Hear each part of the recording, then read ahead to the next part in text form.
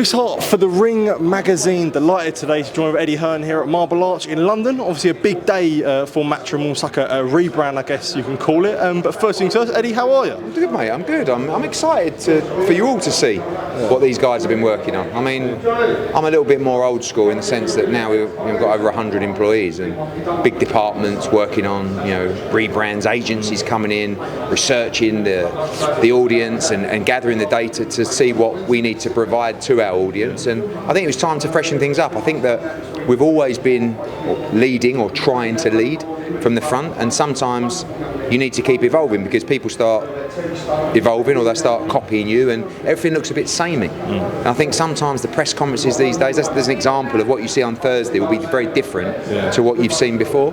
The weigh-in, all this kind of stuff. I just think it's time to evolve. And of course the logo. And the thing is, when you've got a business that spans 40 years, it's very personal, and a lot of time you see this logo development and you're like, oh, what is that? And actually, I think we've got it spot on. I think everyone will be really impressed with what they see. Is there always that worry? Because I don't know how you react to change. Change is always a difficult thing for anyone. Especially with a business that has a heritage over, like I said, 4 decades. Especially like if it's my old man. I mean, I don't think he really likes this. But that's good news for us. He's 77 years old. I don't really want him to like this. I want the younger generation to like this. I want them to think it's cool. The new formats are cool. The way that we do things. Of course, the most important thing, as always, is the product in the ring. But there's a big part of that is what you see pre-fight and what you see on the night and the experiences that the customer has. How important, I guess, is that idea of like innovation in a sense? Because for yourself, you haven't been in boxing as long as someone like Bob Arum, for example, or using him, or Frank even. But the game changes quickly, and what was good 10 years ago might not be as good now. So is there always that importance? But I think, like I said, when we started doing press conferences a little bit differently, or the ring walks or the big screens, no one else was doing it. Then fast forward 3 years, everyone's doing it. It doesn't matter if it's a small hall promoter or a big TV promoter. They've all got the same look. And we've got to keep changing. We need our look to be different. We need to know that when you go to a Matchroom event, it's going to be different. Tomorrow we have a big global marketing campaign in about 17 different cities around the world for our fighters. You can see billboards up in Times Square, in Kazakhstan, in Sydney, in London, of all of our fighters on new campaigns. So I think for us this is more of like a double down of a flag in the sand to say, we know that boxing's crazy right now and it's very competitive and it's very fun.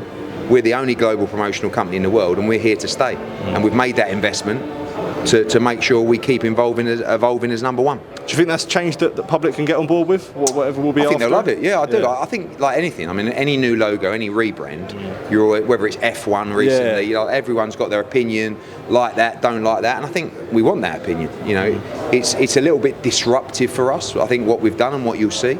Kind of moved away from that kind of tradition, that Matchroom and that heritage that they've had, but that's good, and I think we need to do that for the audience. Yeah, just quickly moving on. Obviously, there was big news over the weekend. Eubank Jr versus Conor Benn 2 announced September 20th.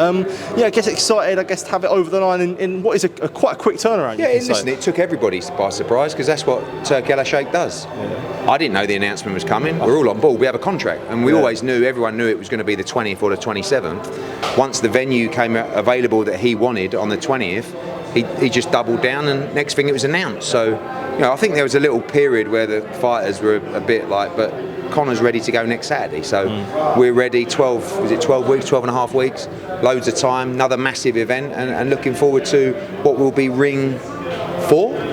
I'm actually not sure.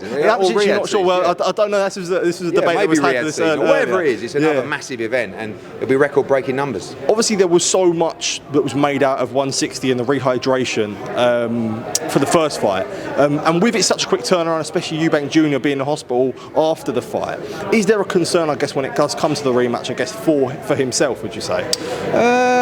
I think that's one for his team. I think for us, we know what we signed up for. I don't think that the rehydration was a problem for him at all. He was half a pound under with his jacket on, all his clothes, but I think 160 was a big problem for him. And I think he's very tight at middleweight, but he's made that weight the last 5 times. That's a question for him and his team. So for Conor, we're all good. You saw in the first fight the physical disadvantage that Conor Benn has in terms of the size. So you're going to see round 13, really, of Benn Eubank 1. And that's exactly how the fight will go. This time I believe we'll do it. What is the? I guess I don't know if you would know, but what is the situation with Eubank Jr. and Box? Because I know you made them comments on IFL yesterday. Eubank's team messaged me on Sunday night and just confirmed that there's no Boxer promotional relationship with those two. I think Boxer posted last night saying no, there isn't, but there's a partnership. I don't know what that means, but we were basically told all correspondence now has to go through Team Eubank, which is fine. You know, Shalom called me last night. I don't have any problems with him, but I just said you got to wake up because this is what I've been told. We received that written correspondence from Eubank's manager, and it was also sent to Turkey Al-Sheikh. I'm not lying. Yeah. Got it here. Yeah. So I won't just make it up and give it during interviews. And he said, no, there was a bit of a miscommunication, but we're going to post now saying we're partners. I said, yeah, but you haven't got a promotional contract, have you? No, we're partners. Okay, I don't know what that means, but whatever. So are they going to be involved, I guess? Yeah, I don't know. I don't care. Yeah. Just we're going to do the fight, and we're there to win. But we shall see. Interesting. AJ obviously here tonight. Yeah. Deontay Wilder with a win on Friday. I don't know what you would have made of that win, but obviously a stoppage victory. Do you think there's a conversation to be had to be making that fight, I guess, with AJ and Wilder? Yeah, I think it's always going to be a big fight because it's exciting, it's enticing, and it's dangerous. I spoke to Shelley Finkel because we were talking about a potential fight with Dave Allen. But we'll see what's next. I think Wilder seems to have a little plan of wanting to stay quite active, and I think that's a good thing for him, and maybe that's a fight that can materialise. I saw on Frank Smith and Jamie Conlon's Instagram stories a little visit to Windsor Park. Yeah. I guess is there any more now? Is there some legs definitely in the obviously fight? With Jaron Ennis potentially moving up to 154, that would make Lewis Crocker against Paddy Donovan for the IBF World Welterweight title. When are you going to get an all-Irish clash for the World Welterweight title? It's massive. And that took our attention from the Odyssey to Windsor Park. We've been in talks with the government there. We're very close to creating an iconic moment for boxing in Belfast, and we hope to be able to do it. So watch this space. But you will see Crocker Donovan rematch, and I believe you'll probably see it for the World Championship once Boots makes his final decision. Yeah. And if that's the case, it will be a monster. Is the final decision not made then for Boots? Pretty much, yeah. But until you write to the governing bodies and say, and that's the big move. Mm-hmm. But yeah, it's probably inevitable. Is there any idea on a return for Boots? I know you spoke about August, September. Yeah, probably September or early October. He'll be back in the ring at 154. We've made a few offers to opponents at 154. He's ready to jump back in.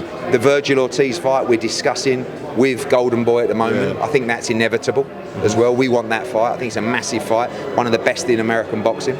So yeah, looking forward to Boots stepping up. I think you see a different animal at 154. Would the return ideally be in like Philadelphia then, or? Yeah, probably. I mean, there's always a lot of pressure on Boots when he when he fights in Philly, and we took him out of Philly for the last one in Atlantic City, and he performed fantastically well. So I think Boots can sell in multiple cities, but likely Philadelphia for the return. I did want to actually ask about a few sort of questions on the American stage. Is there any idea on Muratalla and Andy Cruz and when that? Yes, we're in discussions for that fight as well. It's also a fight that His Excellency likes. I mean, it's a wonderful fight. The lightweight division is really hotting up right now.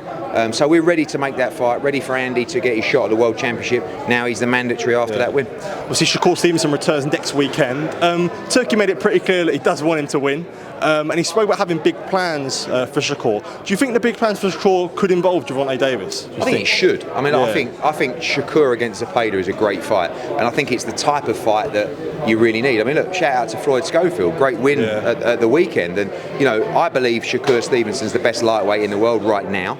I think Andy Cruz is number 2, but I think he's going to want to have those big fights. Gervonta Davis against Shakur, another tremendous fight, one of the best in the sport. But let's get next Saturday dealt with one, and that will be the crowning moment for Shakur Stevenson. Before I do let you go, any update on Bivol Beterbiev 3? No, just waiting with His Excellency, and we've been told that the trilogy fight will happen. Look forward to it, and it'll be another classic. Good stuff, Eddie. Appreciate the time. Cheers, Thank you. Cheers, mate. Yeah.